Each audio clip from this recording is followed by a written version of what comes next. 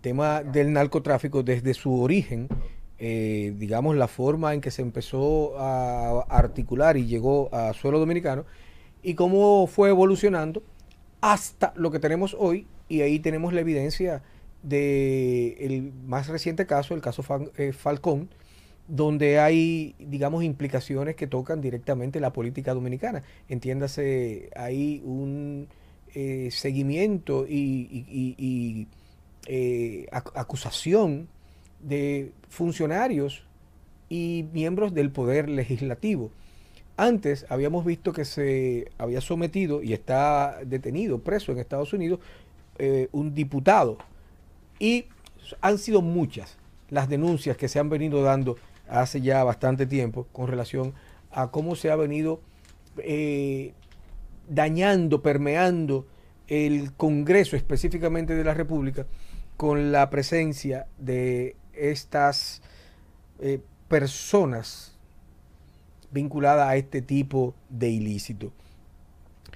Ayer le tocó a un diputado, varios diputados específicamente el diputado de la Fuerza del Pueblo, a ver, Tobías Crespo, también al de la Partido Reformista, Máximo Castro Silverio, y el Nobel diputado de, me parece que es de el partido este de Max Puig. No. De Guillermo Moreno. Guillermo Moreno. Sí. Exactamente. José Horacio. José Horacio.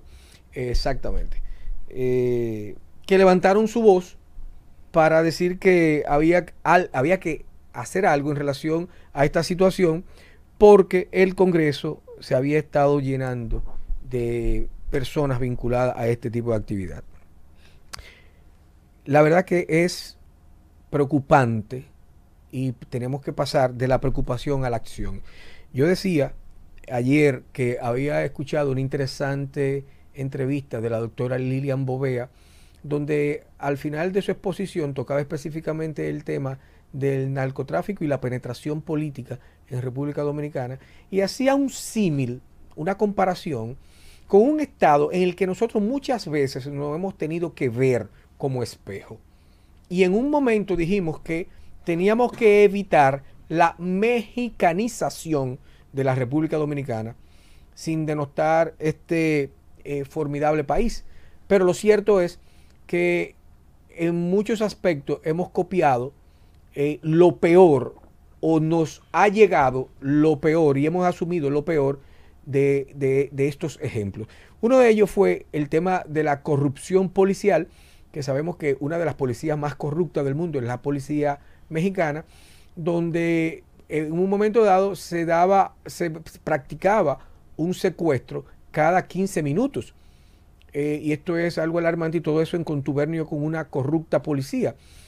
Al mismo tiempo, explicaba la doctora Lilian Bovea la diferencia entre el vínculo del narcotráfico, a pesar de que México hoy día es uno de los países con una mayor incidencia de carteles y se ha considerado hoy uno de los principales poderes en materia de narcotráfico, inclusive rivalizando con su vecino del norte y con los colombianos. Nosotros no nos hemos quedado atrás. Pero ¿qué pasa? En México, por ejemplo, los carteles y el narcotráfico se enfrenta al gobierno. Hay un enfrentamiento permanente entre el narcotráfico y el gobierno.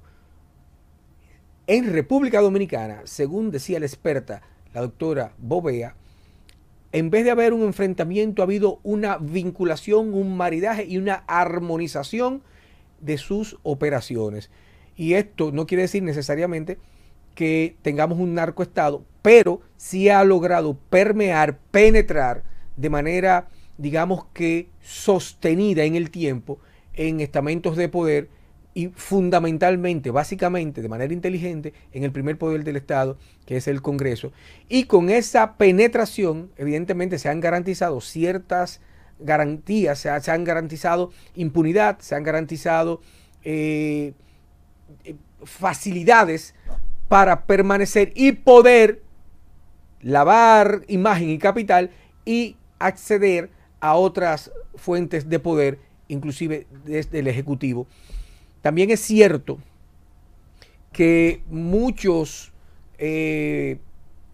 vamos a decir, presidentes, para no decir que todos, probablemente todos, quizás salvando la época del presidente Balaguer y quizás Antonio Guzmán, no sé si hasta Salvador Jorge Blanco, pero yo diría que básicamente desde la época del presidente Fernández hasta acá, hemos visto que inclusive han penetrado a estamentos de poder del Ejecutivo y todos recordamos cómo personas que no solo se vincularon, sino que fueron condenadas, se hacían fotografías con los candidatos y hasta ya con los presidentes, y que lograban esto porque generaban una relación casi societaria de colaboración con los candidatos, inyectando una gran cantidad de dinero a todas las campañas. Esto es un tema interesante, es un tema que hay que ponerle atención. Digo que no solamente es de preocupar, sino de ocuparse.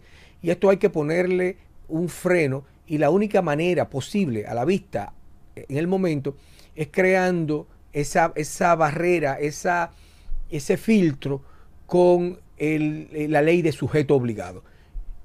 Ya hemos dado como sociedad algunos pasos en ese sentido. Evidentemente se han encontrado muchas trabas, retrancas, pero llegó el momento de que esto sea un proyecto de la nación, no solamente de un grupo social o de una institución, sino que asumamos este compromiso, esta necesidad, esta urgencia, y empecemos a desentar nuestra política, impidiendo que los capitales procedentes del lavado y el narcotráfico lleguen a la política y por vía de consecuencia sean quienes decidan y tomen las decisiones y hagan nuestras leyes los que se benefician de estos recursos y se convierten en diputados y senadores.